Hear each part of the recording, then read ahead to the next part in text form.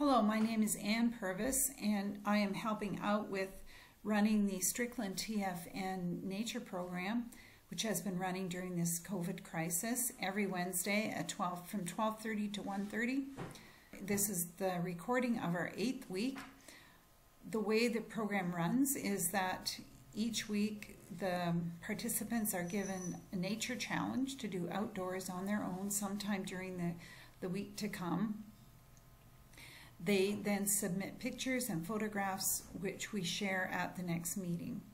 In the middle, we try to share some information that's of interest about nature that's going on around us in Toronto. And then Sandra Iskandar is our artist who has been leading us through a series of art drawing lessons, drawing from nature. So we've drawn the bloodroot, we've drawn the common yellowthroat, we drew this caddisfly larva, and this week we're going to draw the silvery blue butterfly. So this was Sandra's submission after last week. The picture below shows the structure she showed us for laying out a page to draw something, how to get the shapes in proportion to each other before you start to actually fill it in.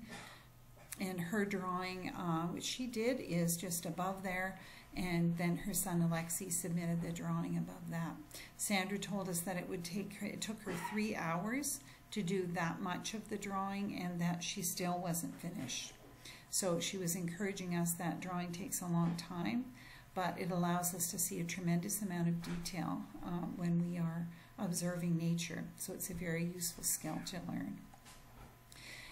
The challenge for this week, for the 8th week, was for each person to try to observe something in their garden or in their neighborhood, watch what is using that creature and what its relationships are to other creatures in its environment, and to try to draw a food web. So we had 2 food webs submitted.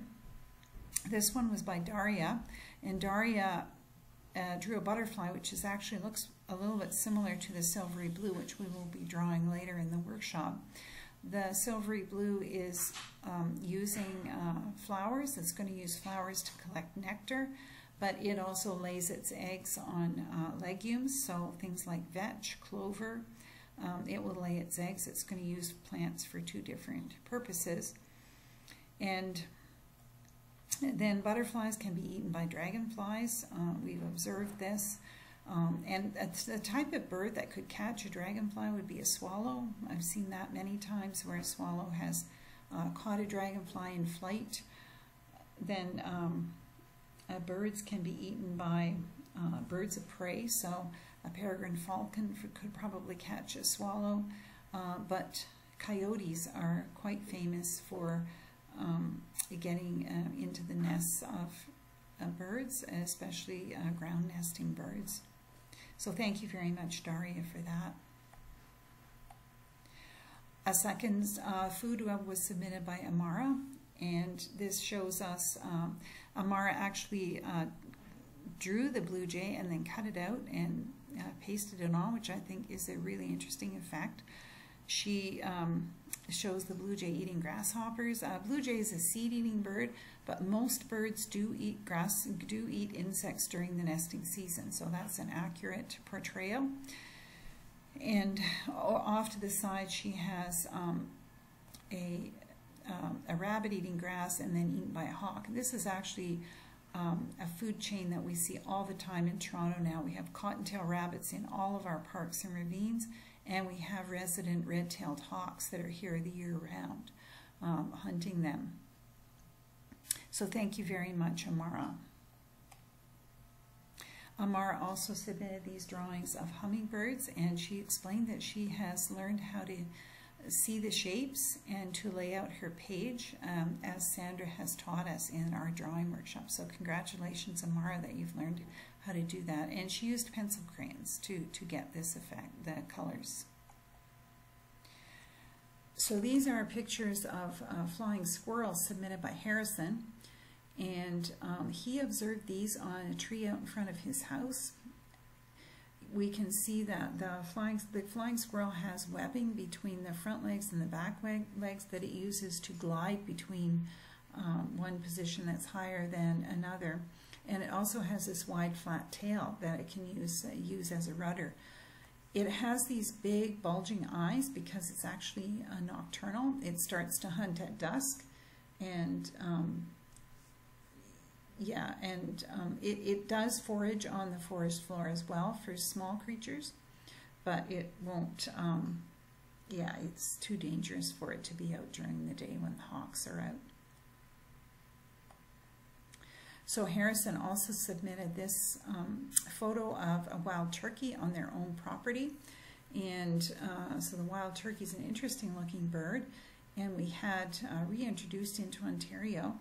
And one of the first drawings that Sandra ever showed me was a drawing that she did of a wild turkey that was on their property.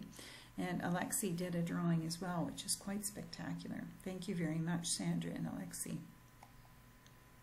So this is a cool little video. Some of us don't perhaps know that the male turkeys do this mating dance in the spring to try and get the female's attention. And there's 21 females here and just one male doing this dance, so it's kind of cool to look at. Harrison's family also observed a yellow warbler. We blew that up a little bit. The resolution wasn't that great, but thanks so much, Harrison, for showing us that. We're going to study a yellow warbler's nest next time that we gather. Marina and Sonia have been out walking and have noticed that the birds have disappeared. Marina's submitted many photos of birds, and but she realized that they've gotten very difficult to see, and also they've gone silent because they are now nest building, and so they're not as easy to find. But Marina and Sonia found this yellow morel, which is actually edible, although we wouldn't eat it. And this is a sac fungus, which means that it carries its spores in sacs rather than on little clubs like a mushroom. And this is another gorgeous mushroom that they found called Scarlet cup, which grows on wood. You can actually see the wood that it's growing on there. So this was something I found in my garden last summer. I was out looking around at things and I thought, oh no, this is a thistle plant. I have some very unusual plants in my garden that other people might think of as weeds, but I keep them there because I know that interesting creatures use them. So this, I went out one day and the green had disappeared off both sides of the thistle leaves, and all that was left was this like tissue paper like layer that was in between the two green layers.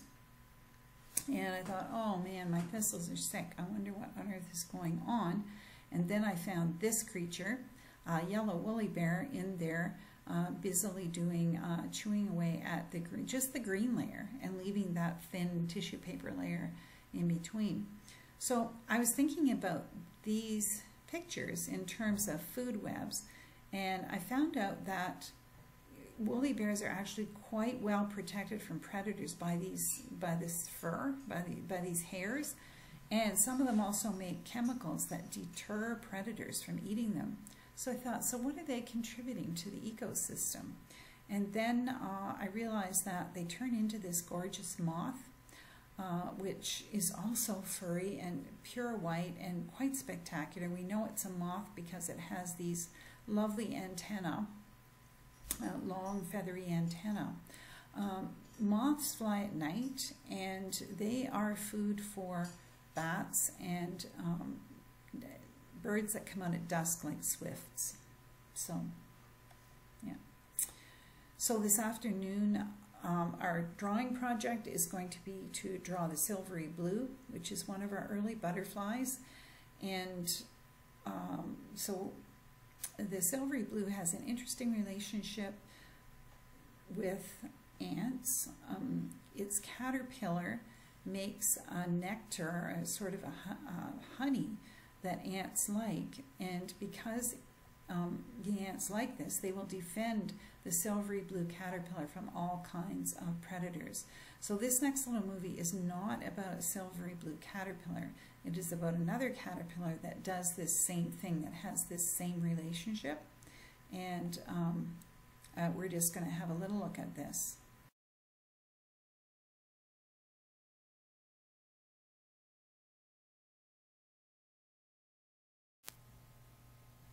So our challenge for this coming week, for the 9th session of our Strickland TFN Nature program, is to observe mammal tracks and traces.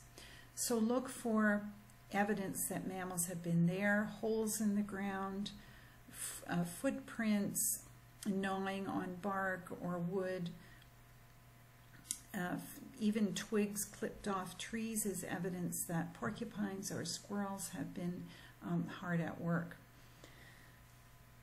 Or even acorns buried in the ground, or little piles of seeds, that kind of thing.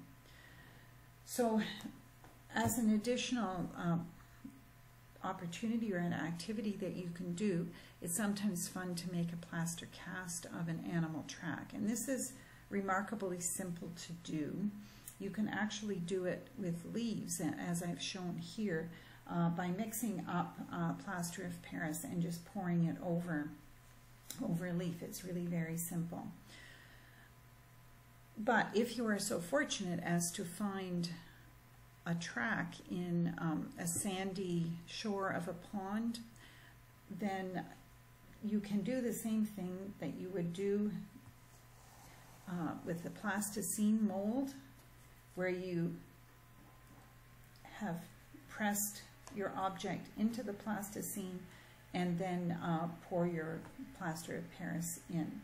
So the way you would do this, your plaster of Paris comes in a box like this, which you can obtain at an art store.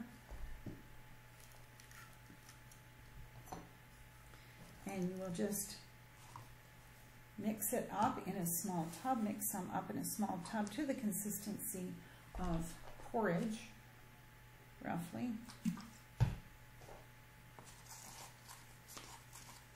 I'm going to add a little bit more water.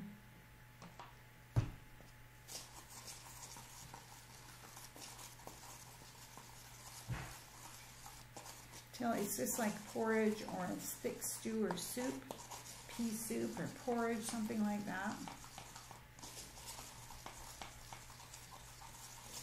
And then you're just going to pour it into, so this is, I'm showing you this in plasticine because this could be an animal track in sand at the edge of a pond, and you don't have to worry about the sand sticking to the plaster of Paris. That way it brushes off afterwards. So you would just pour your plasticine into the track that the animal has made, and then you just leave it to dry. It will take about 10 minutes to dry. The thicker you make up the plaster of Paris, the quicker it will dry. And then you will have an actual plaster cast of the animal track, and you can take it home and study it and compare it to pictures of tracks and figure out which animal was there. In Toronto, a lot of our creek valleys and ponds have mink, have raccoons as well. And if you get there early in the morning before dogs have been down drinking water at the pond, you can get very nice plaster casts from that. So, brief wrap up of our weekly challenge is to find evidence of mammal tracks and chewing dens, and observe that, take pictures of it, do drawings, send them in. We'll share them next week. So we're searching for mammals this week. Thank you very much.